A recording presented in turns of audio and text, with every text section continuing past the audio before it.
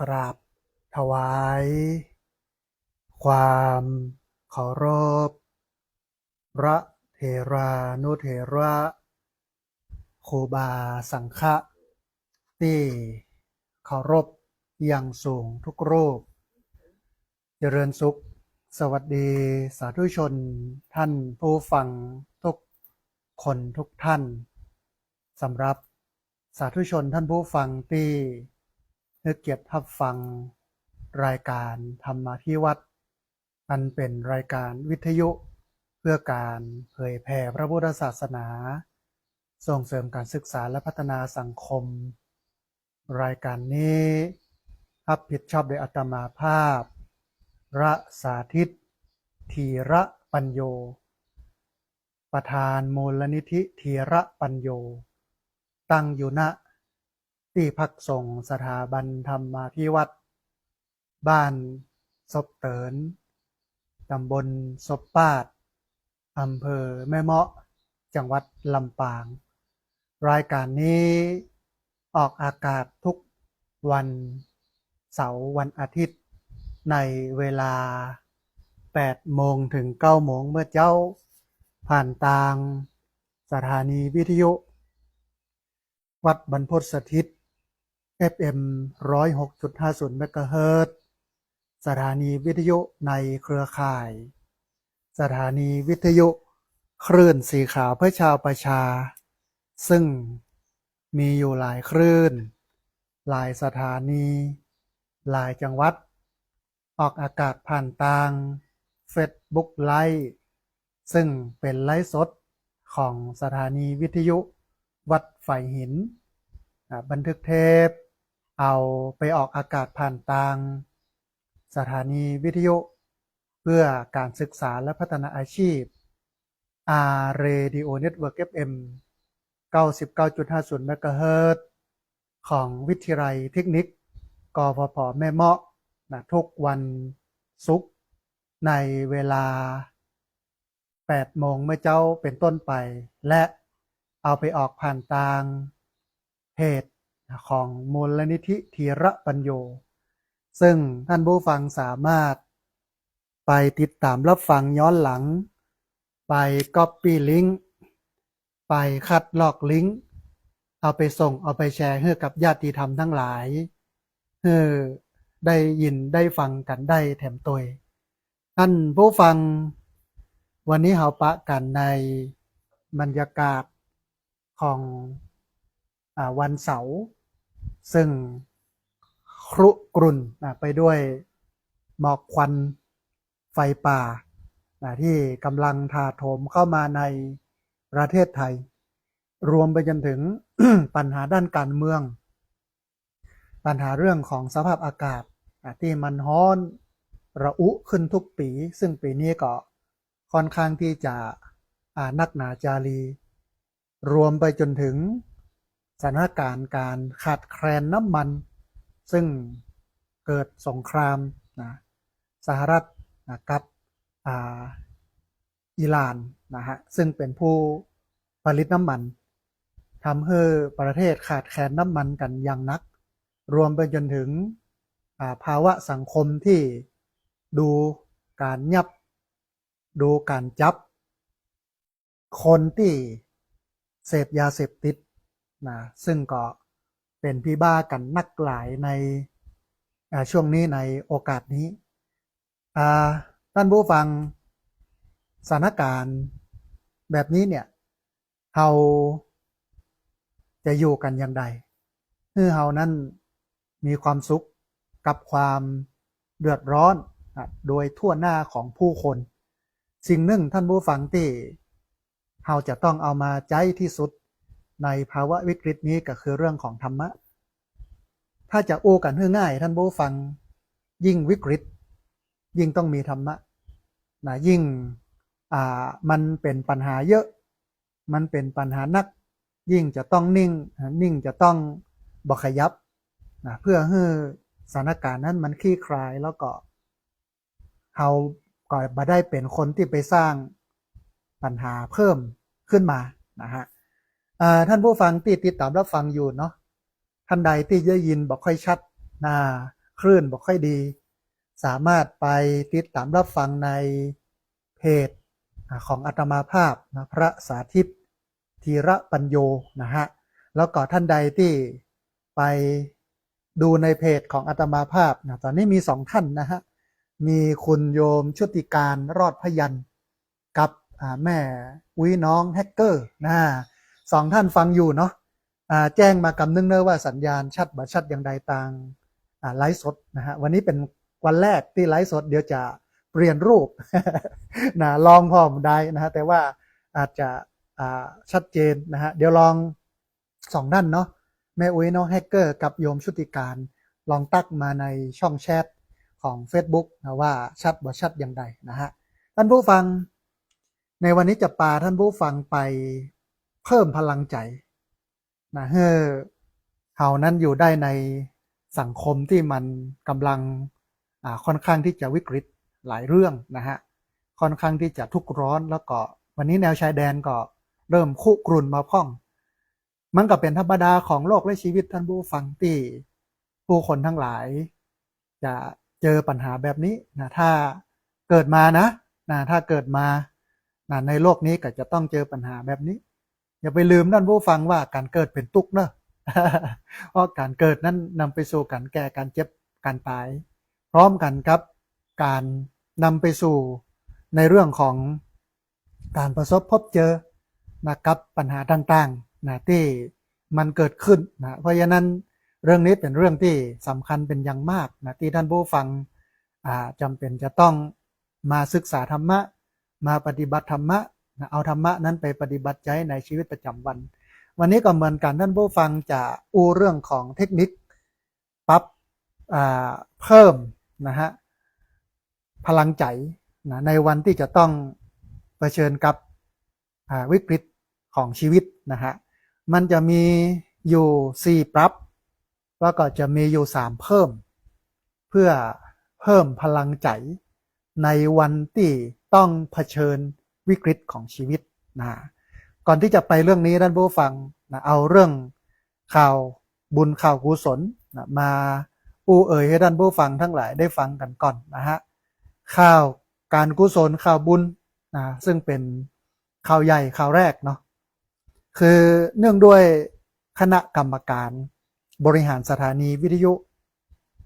เครือข่ายสถานีวิทยุคลื่นสีขาวเพื่อชาวประชาวัดบรรพตสถิตจังหวัดลำปางนะฮะเพิ่นได้ดำเนินการจัดตั้งสถานีวิทยุคลื่น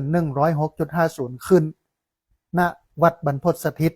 ตำบลพระบาทอำเภอเมืองจังหวัดลำปางก็คือย้าย มาจากวัดบุญยวาสนะเอามาไว้ที่วัดบรรพตสถิตเมื่อ1 มีนาคมนะครับเป็นการเปิดทีนี้เนี่ยในการถ่ายทอดของสถานีวิทยุวัดบรรพตสถิต FM 106.50 เนี่ยเปิ้นได้เชื่อมโยงเครือข่ายนะไป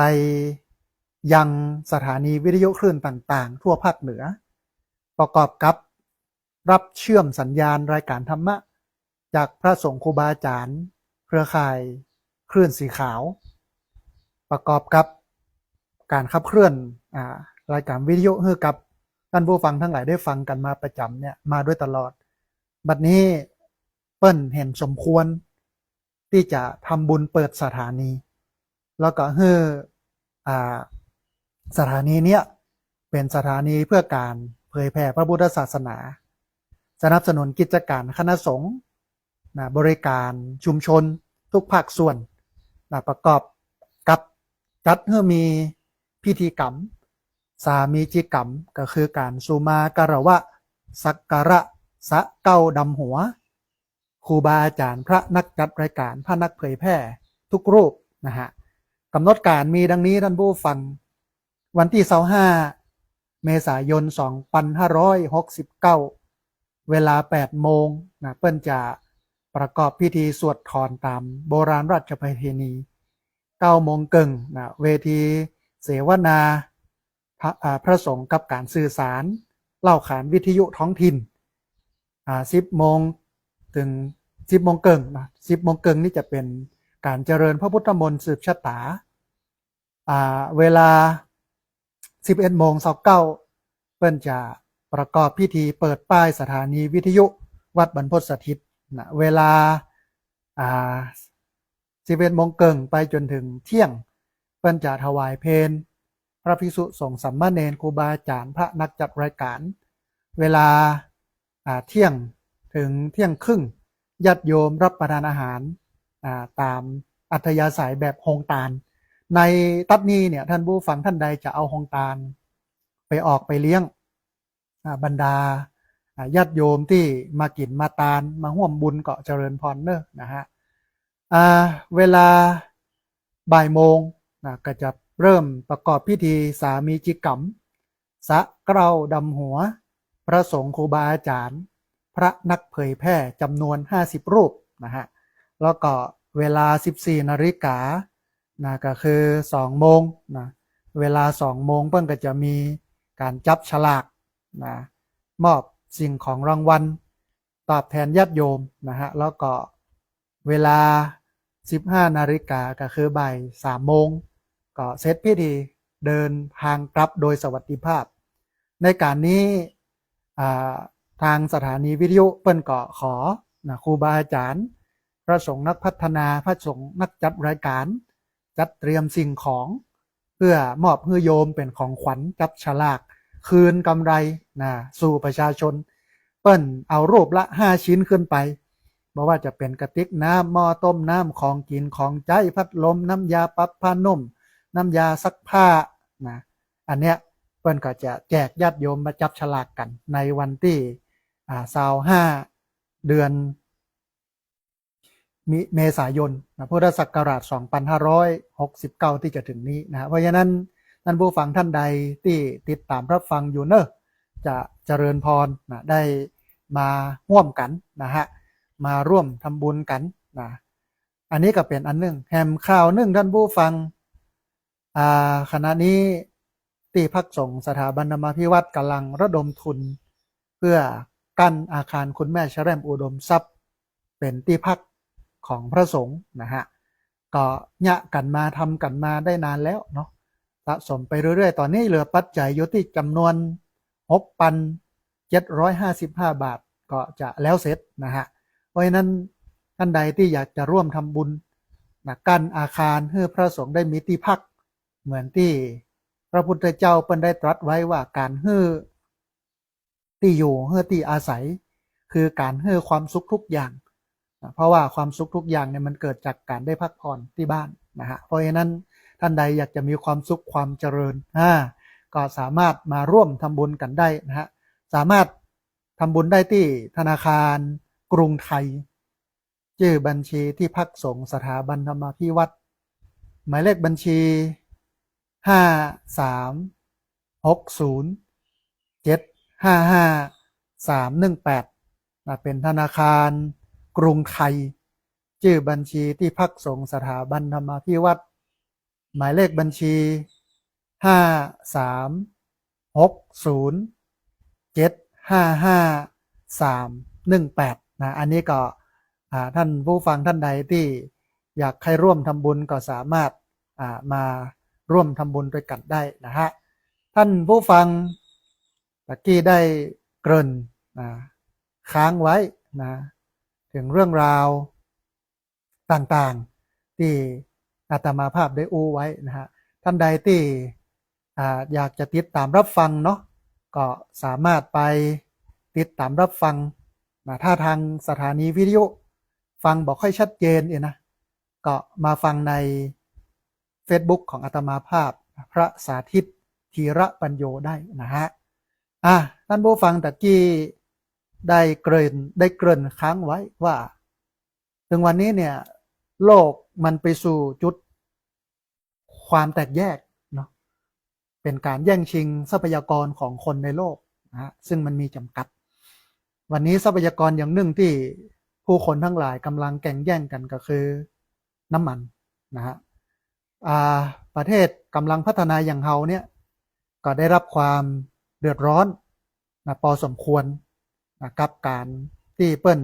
มีการแย่งเอาน้ำมันกันเนี่ยนะมันก็เลยทำให้เฮาต้องต่อแถวต่อคิว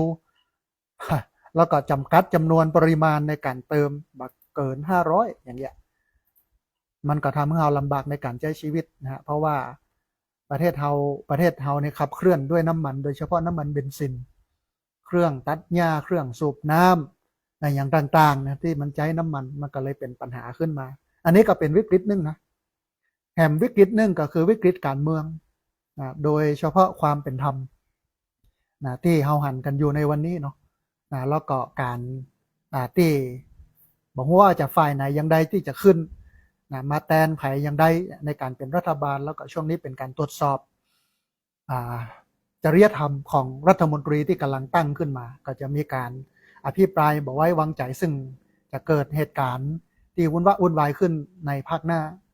รวมไปจนถึงเรื่องสิ่งแวดล้อมที่กำลังวิกฤตนะตึงหมอกควันไฟป่านะตึงความร้อนที่ปุ่งสูงขึ้นมีข้อมูลหลายวันก่อนที่อาตมาภาพได้ดูของกรมอุตุนิยมวิทยาเพิ่นบอกว่าอุณหภูมิจะปุ่งสูงขึ้นถึง50-60องศาเลยนะในเดือนเมษาเนี่ยเพราะฉะนั้นท่านผู้ฟังท่านใดที่ทำงานออกที่แจ้งหรือว่าทำงานในที่โล่งแจ้งเนี่ยก็จะต้องรีบเข้ามาพักในห่มในเงาบ่อยๆขึ้นบ่ควรที่จะตากแดดตากแดนอยู่เมินก็จะทำให้เกิดความเป็นโรคเป็นภัยขึ้นได้จากแสงแดดนะอันนี้ก็เป็นห่วงเนาะมีหลายเรื่องนะฮะที่น่าเป็นห่วงแต่ว่าอย่างว่าเฮาเองเป็นคนทำงานด้านการพัฒนาสังคมเนาะเฮาเองก็จำเป็นจะต้องมาช่วยกันพอกอยความบ่เรียบร้อยความเดือดร้อนทั้งหลายที่มันเกิดขึ้นนะฮะทีนี้ท่านผู้ฟังด้วยความหันปัญหาต่างๆอาตมาภาพก็เลยเอาเรื่องของการเทคนิคของการปรับแล้วก็เติมพลังใจให้มันเกิดขึ้นเนาะกับพี่น้องพุทธศาสนิกชนนะฮะเพื่อที่จะเอามาใช้ในสังคมที่มันวุ่นวายหลายมิติอย่างที่อาตมาภาพได้บอกนะฮะเบื้องต้นเนี่ยจำเป็นยังยิ่งที่เราทั้งหลายจะต้องปรับประมาณสัก4ข้อถ้าเรามองถึงวิวัฒนาการของโลกนักวิทยาศาสตร์ท่านผู้ฟังเพิ่นก็บอกว่าคนที่จะอยู่ในโลกนี้ได้อย่างมีความสุขเนี่ยก็คือคนที่สามารถปรับตัวให้เข้ากับโลกที่มันกำลังเปลี่ยนแปลงเข้ากับโลกที่มันกำลังเป็นพลวัตไปตั้งหน้าได้คนประเภทนี้จะอยู่ได้นะฮะคนที่บ่สามารถจะปรับตัวได้มันก็จะตุกมันก็จะลำบากนะเพราะฉะนั้นการปรับตัวนะจึงเป็นเรื่องสำคัญเป็นอย่างมากนะฮะในสถานการณ์ที่มันวิกฤตอย่างเงี้ยเราก็จะต้องรู้จักการปรับตัวเนาะนะให้มันอยู่ได้กับสถานการณ์ที่มันเป็นปัญหาเหมือนกับดอกบัวที่มันเกิดมาจากขี้เปอะเกิดมาจากโคลนตมแต่ดอกบัวนั้นก็บ่ติดขี้เปอะนะไม่ติดโคลนตมนะเราเหมือนกันเกิดมาบนโลกนะที่เต็มไปด้วยความทุกข์ความโศกการพลัดพรากการเสียอกเสียใจเนาะการได้ในสิ่งที่บ่อยากได้นะอยากได้แต่ก็บ่ได้นะบ่อยากได้แต่ก็ได้อย่าสถานการณ์แบบเนี้ยมันจำเป็นอย่างยิ่งที่จะต้องปรับเทคนิคนะให้ใจมันสูงขึ้นนะฮะทีนี้จะต้องปรับอยู่กี่ด้านท่านผู้ฟังมนุษย์ในยุคนี้จะต้องปรับอยู่ประมาณ4ด้านปรับอย่างแรกคือปรับอารมณ์นะต้องปรับอารมณ์อย่างที่2จะต้องปรับความคิดอย่างที่3เนี่ยจะต้องปรับพฤติกรรมอย่างที่4จะต้องปรับเป้าหมายของการดำเนินชีวิตหรือว่าการใช้ชีวิตก็ต้องปรับเลย4ข้อใหญ่ๆท่านผู้ฟังซึ่งเป็นเรื่องสำคัญนะคือคนบักเก่าเพิ่นก็บอกว่าเปลี่ยนชีวิตแต่เปลี่ยนความคิดชีวิตก็เปลี่ยนถ้าบ่เปลี่ยนความคิดเนี่ยชีวิตมันก็บ่เปลี่ยนนะเพราะฉะนั้นจะต้องเปลี่ยน4ข้อนี้1ต้องปรับอารมณ์2ต้องปรับความคิด3ต้องปรับพฤติกรรม4ต้องปรับเป้าหมายเราลองมาพอทีละข้อเนาะปรับอารมณ์ท่านผู้ฟังคือการตั้งสติมาเตือนตัวเก่าไว้กู้ครั้งว่าความสูญเสียเป็นเรื่องธรรมดาแล้วก็เป็นส่วนหนึ่งในชีวิตที่กู้คน จะต้องประสบพบเจอการสูญเสียเนี่ยไม่ใช่ความผิดของตัวเองก็คือตัวเขาเองแล้วก็ไม่ใช่เป็นความผิดของคนอื่นเขาจะต้องพยายามผ่อนคลายความตึงเครียดท่านผู้ฟังแล้วก็ให้กำลังใจตัวเก่า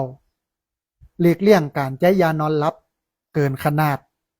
หรือว่าการดื่มสุราในการเผชิญกับการสูญเสียที่จริงทุกครั้งที่เกิดการสูญเสียขึ้นมาถ้าเราบ่เข้าใจการสูญเสียบ่เข้าใจโลกกันแล้วกันไม่ใช่ว่าบ่เข้าใจการสูญเสียโลกเนี่ยมันเป็นปกติแบบนี้ก็คือ1เกิดขึ้นเป็นธรรมดา2ตั้งอยู่เป็นธรรมดา3ดับไปเป็นธรรมดาโลกเป็นอย่างนี้นะเกิดขึ้นตั้งอยู่ดับไปเป็นธรรมดาถ้าเราเข้าใจกลไกของโลกแบบนี้ว่าโลกนี้มันมีการเกิดขึ้นเป็นธรรมดาเด้อ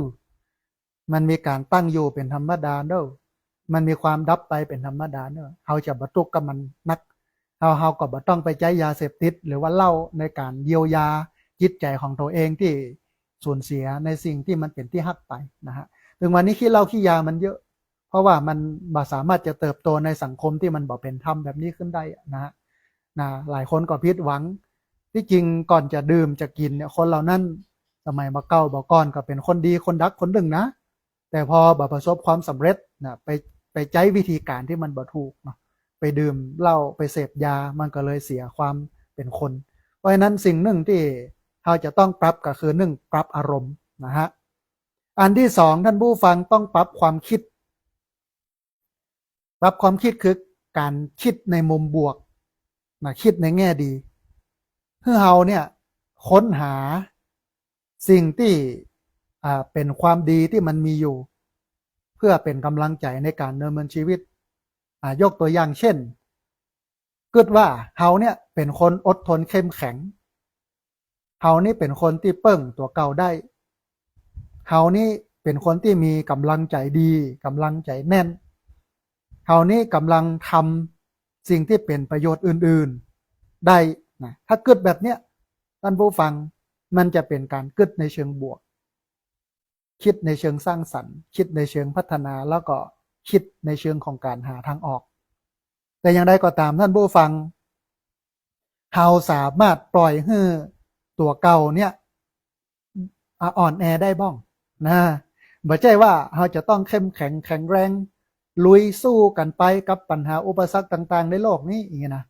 มันก็เป็นธรรมดาที่จะต้องไปให้พ่อง ไปเสียใจพ่องไปเหนื่อยไปพักไปท้อนะไปนอนกึดนั่งกึดเอามือไก่หน้าผากแล้วก็เดินต่อเหตุที่เป็นอย่างนั้นก็เพราะว่าความอ่อนแอ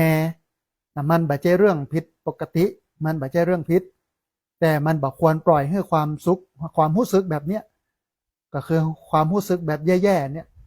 มันสะสมอยู่ในใจมันจะกัดกินมันจะกร่อนใจเฮือใจที่มีพลังเนี่ยมันอ่อนลงนะฮะอันที่3ท่านผู้ฟังสิ่งที่จะต้องปรับอย่างที่3ก็คือปรับพฤติกรรมปรับพฤติกรรมการเปลี่ยนแปลงการดำเนินชีวิตใหม่ให้เหมาะสมกับเงื่อนไขใหม่โดยทำกิจกรรมเพิ่มความผ่อนคลายเช่นเลี้ยงสัตว์เดินเล่นวาดรูปอ่านหนังสือนั่งสมาธิอย่างญาติโยมเนาะฟังธรรมะรายการธรรมะเนี่ยเป็นมิตรคู่เรือนเป็นเพื่อนคู่ใจหรอรวมไปถึงการออกกำลังกายการดูแลสุขภาพการพักผ่อนอย่างน้อยๆเนี่ยก็มั่นใจว่าวันที่จิตใจมันแจ่มใสร่างกายมันดีเนี่ยมันพร้อมที่จะสู้กับปัญหาและอุปสรรคหลายๆเรื่องหลายๆอย่างที่จะต้องเผชิญแต่ถ้าบ่ฮู้จักปรับพฤติกรรมนะฮะมันก็จะเป็นคนที่แบกความทุกข์ทั้งโลกไว้บนหัวเป็นคนที่แบกความทุกข์ทั้งโลกไว้บนหัวเป็นคนที่บ่มีความสุขกับการดำเนินชีวิตกับการใช้ชีวิตนะฮะอันนี้จะต้องปรับอันที่3ที่จริงการปรับเปลี่ยนพฤติกรรมเนี่ยถ้าตามหลักการของการศึกษาศาสตร์เนาะศาสตร์ที่พูดถึงเรื่องการศึกษาเนี่ย เปิ้นบอกว่าการเรียนรู้คือการเปลี่ยนแปลงพฤติกรรมนะการศึกษาคือการเรียนรู้การเรียนรู้คือการเปลี่ยนแปลงพฤติกรรมเพราะฉะนั้นตัววัดผลประเมินผลของการเรียนรู้ก็คือการเปลี่ยนแปลงพฤติกรรมถ้าเราเปลี่ยนแปลงพฤติกรรมขึ้นเนี่ยแสดงว่าเราได้เรียนรู้ละแต่ถ้าเราบอกเปลี่ยนแปลงพฤติกรรมเนี่ยแบบเก่าแบบเดิมนั้นแสดงว่าเราไม่ได้เรียนรู้ถ้าจะเอาเรื่องเนี้ยท่านผู้ฟังมาเปรียบเทียบกับพระพุทธศาสนากับวัฒนธรรมประเพณีหรือว่าสิ่งที่มันเป็นอยู่ณวันนี้เนาะซึ่งมีอยู่ประมาณ 7-80% ที่มันไหลไปทางไสยศาสตร์ที่มันไหลไปทางพุทธพาณิชย์ที่มันไหลไปทาง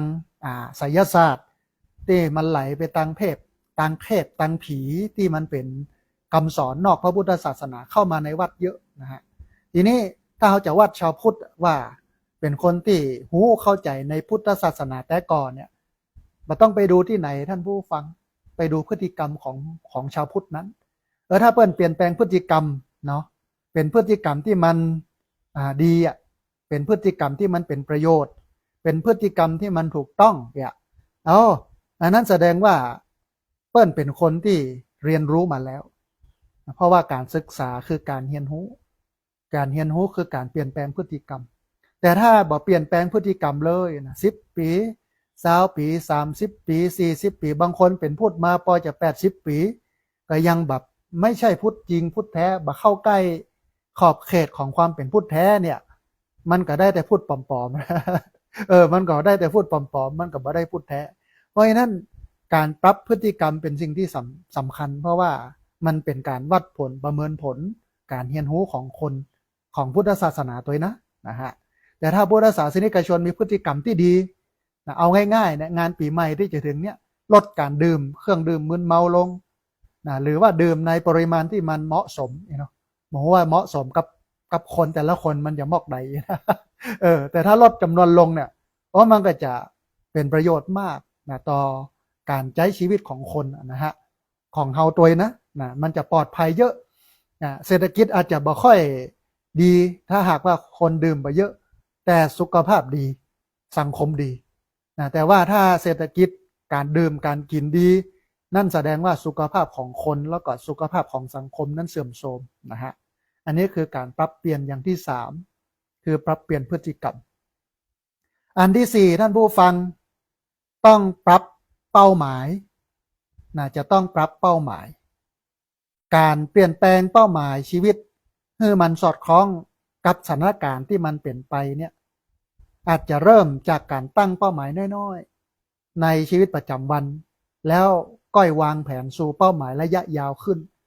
อาตมาภาพจะใจคำว่าจากเล็กสู่ใหญ่ค่อยไต่ค่อยเดิน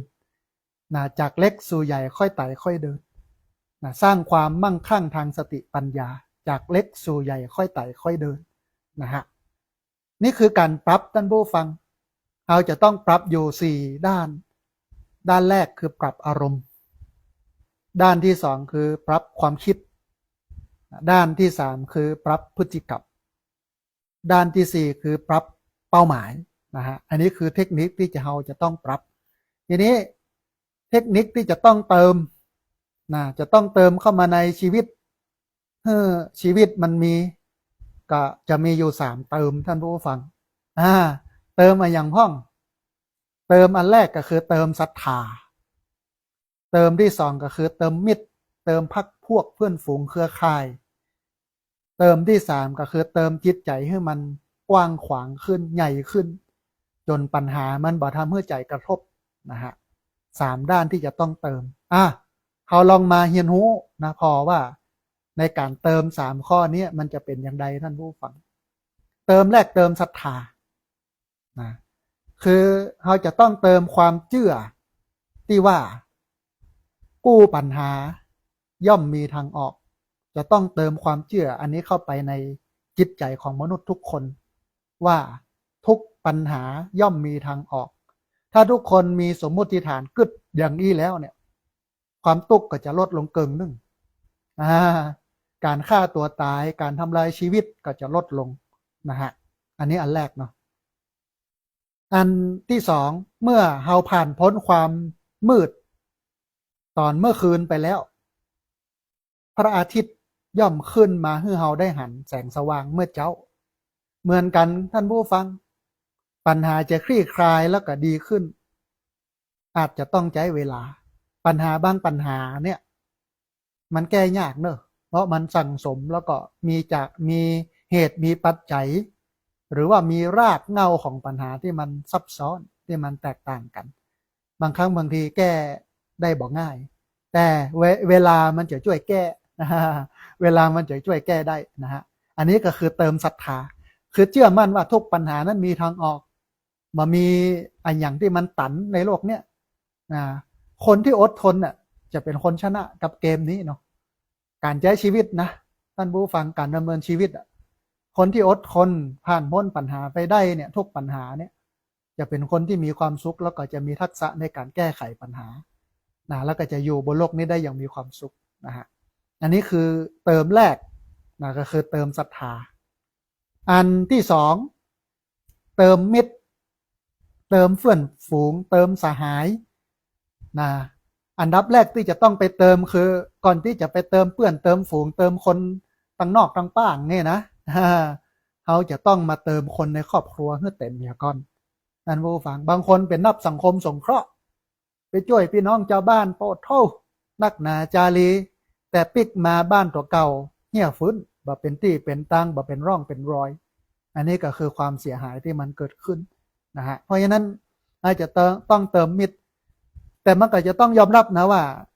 เราทุกคนสามารถจะเติบโตด้วยตัวเองได้มันต้องอาศัยองค์ประกอบก็คือกัลยาณมิตรพุทธศาสนาเนี่ยให้ความสำคัญกับกัลยาณมิตรมากพระพุทธเจ้าได้ตรัสไว้ว่ากัลยาณมิตรเป็นที่สุดของพรหมจรรย์การจะให้วิถีชีวิตการปฏิบัติดีปฏิบัติชอบแบบพระเนี่ยแบบนักบวชแบบคนไม่มีไม่ครองเรือนกันแล้วกันแบบคนไม่ครองเรือนเนี่ยมันจะเปลี่ยนไปตั้งหน้าได้เนี่ยมันจะต้องมีเปื้อนมีฝูงนะคนมาเก่าโบราณเปิ้นกระตึงบอกว่านกไม่มีขนคนไม่มีพวกไม่สะดวกสักอย่างนกมีขนคนมีพวกสะดวกทุกอย่างเพราะฉะนั้นจะต้องเติมมิตรแต่ว่าในการเติมมิตรเติมเปื้อนเติมฝูงนั้นจะต้องเอาหลักการของมงคลละสูตรที่พระพุทธเจ้าตรัสไว้ว่าอาเสวนาจะพาลนังบัณฑิตานันจะเสวนาคือต้องคบบัณฑิตจะไปคบคนที่เป็นคนพาลเป็นคนต่ำซามถ้าเอาไปคบคนพาลไปคบคนต่ำซามเนี่ยชีวิตเขาก็จะเป็นคนพาลเป็นคนต่ำซามไปตัวเพราะว่าคบแห้งเป็นแห้งคบกาเป็นกานะอยู่กับอย่างใดอยู่กับอันหยังมันก็เป็นอย่างนั้นนะฮะเพราะฉะนั้นเอาเองก็จำเป็นจะต้องเลือกคบนะฮะเพื่อนฝูงแล้วเราจะมีความเจริญก้าวหน้าในการดำเนินชีวิตนะฮะทีนี้ท่านผู้ฟังอันสุดท้ายนะเป็นเรื่องของการเติมนะเติมสุดท้ายก็คือเติมจิตใจให้มันกว้างขึ้นเขาเองเนี่ยยิ่งอยู่ไปเมินๆเนี่ยในโลกที่มันกำลังมีพลวัตก็คือมันเปลี่ยนแปลงไปเนี่ยความเป็นปัจเจกก็คือความเป็นส่วนตัวของเขาเนี่ยมันสูงขึ้นนะมันนักขึ้นความหันแกหมู่แกจุมหันแกเปื้อนแกฝูงมันน้อยลงนะง่ายๆคือใจแคบลงอ่ะเพราะว่าเจอไอ้ยังมาเยอะนะมาสมัยตะก่อนเนี่ยเป็นห่วงเป็นใยคนนั้นคนนี้ยังอันยังอีเอาเรื่องเจ้าบ้านเป็นที่ตั้งเนาะหลายคนได้ตุกย้อนนะกับเรื่องแบบเนี้ยหลายคนก็เป็นโรคประสาทย้อน แต่มองมุมหนึ่งว่าเขาก็จะต้องหาความเหมาะสมในการเติมใจให้มันกว้างนะก็คือใจกว้างเนี่ยเป็นคนที่รับฟังความคิดเห็นของคนอื่นโดยที่มาเอาความคิดตัวเองมาเป็นแกนในการตัดสินนะต้องรับฟังความคิดเห็นทั้งหมดทั้งปวงก่อนสรุปนะฮะมันจะเป็นการเปิดมุมมองนะให้เรานั้นได้มองในมุมที่มันต่างขึ้นอาตมาภาพเนี่ยเป็นประธานสภาผู้บริโภคจังหวัดเอาธรรมะมาใช้กับการเผยแพร่ธรรมในเชิงของการคุ้มครองผู้บริโภคนะฮะก็มีเจ้าหน้าที่ที่เปิ้นดูแลในการรับเรื่องร้องเรียนต่างๆเนี่ยนักทีนี้เจ้าหน้าที่ประจำสำนักงานก็มีอยู่4องค์กรสมาชิก มีอยู่ประมาณ21องค์กรมั้งองค์กรละ10 คนก็200กว่าแล้วอ่ะนะ200ปลายอ่ะนะฮะทีนี้ถ้าเอาใจบอกกว้างปอเนี่ยอาจจะอยู่กับยังอีบ่ได้นะอยู่กับเรื่องนี้เหตุการณ์นี้ไม่ได้มันก็จะต้องรับฟังความคิดเห็นบางครั้งบางทีจำเป็นจะต้องเอามติของหมู่คณะเป็นตัวตั้งถึงแม้เขาจะมีความคิดเป็นของตัวเองก็ตามเพราะฉะนั้นจะต้องเปิดใจให้กว้างเปิดใจให้กว้างเนี่ยมันนึ่งที่กำลังเป็นปัญหาก็คือเปิดใจให้กว้างกับเรื่องพระเรื่องเนนเบื้องต้นก็ต้องยอมรับว่าพระเนนนะวันนี้มีปัญหาเพราะว่าคนมาบวชเนี่ยเป็นปัญหาก็เป็นวัตถุดิบที่มีปัญหาคือคนดีๆอ่ะคนที่มันเก่งๆคนที่มันดีๆมันตั้งใจแต่เนาะมันก็บอกค่อยบวช มันก็ไปเนี่ยการทำงานหาเงินหาทอง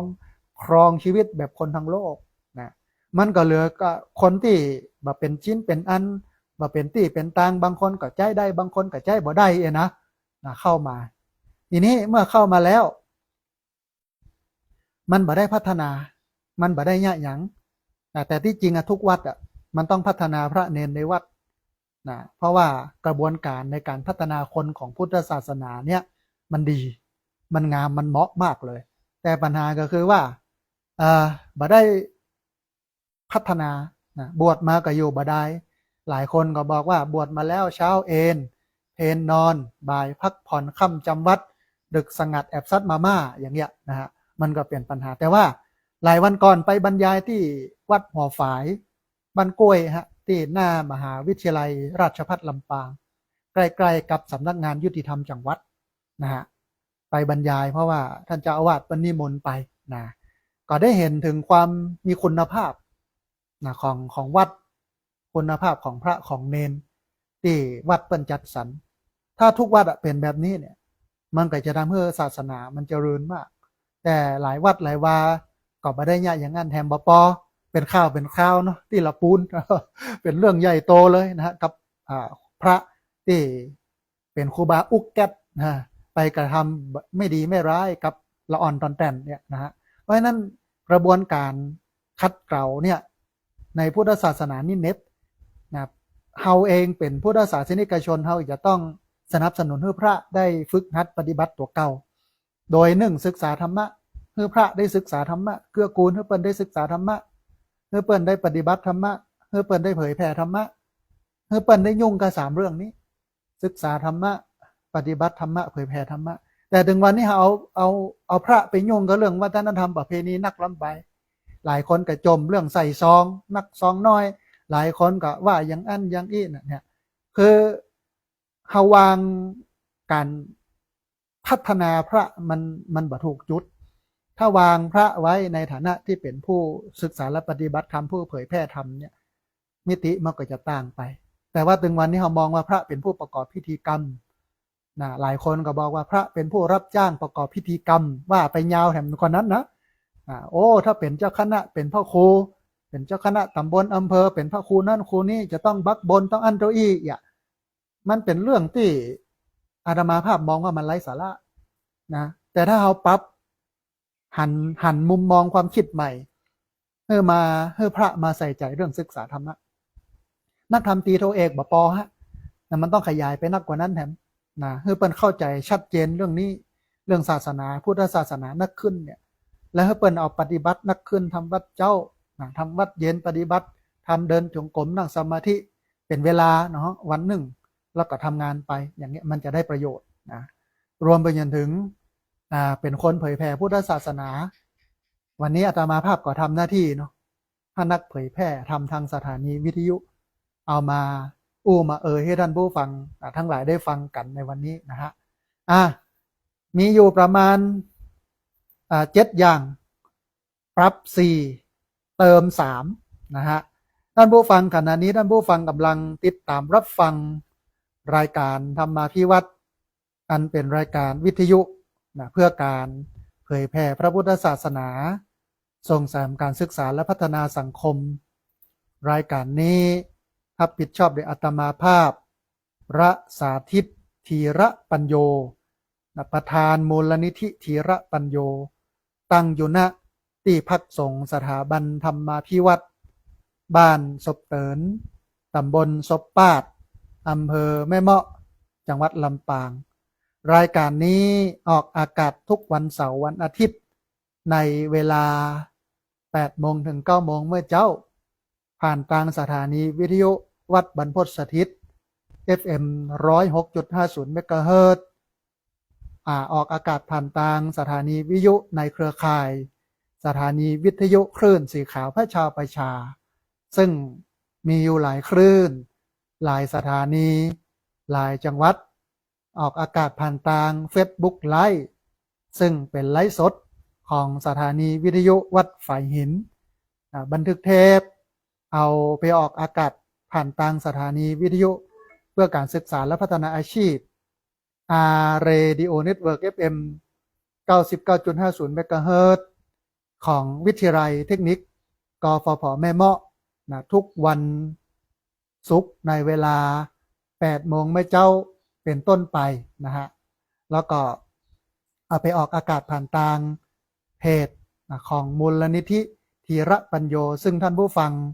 สามารถไปติดตามรับฟังย้อนหลัง